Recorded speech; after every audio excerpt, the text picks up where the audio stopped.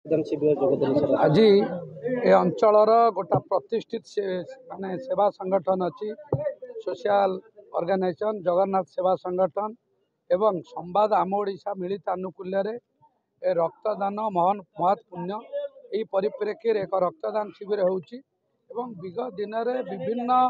रक्तदान शिविर करी रक्त संग्रह करी लक्षाधिक लोकंकु जीवनरू मृत्यु मुखर बंचेबारे संवाद एवं आम ओडिशार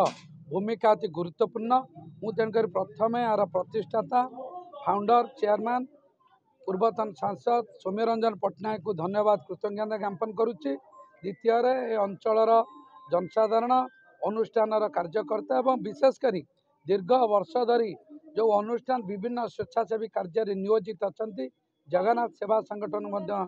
धन्यवाद कृतज्ञता दूसरी एभली सामाजिक कार्य करुँच भगवान पाखे डाकुची से उत्तरोत्तर कामना रो आगामी दिन में से सामाजिक कार्यक्रम करतु आम अंचलर उदाहरण साजतु।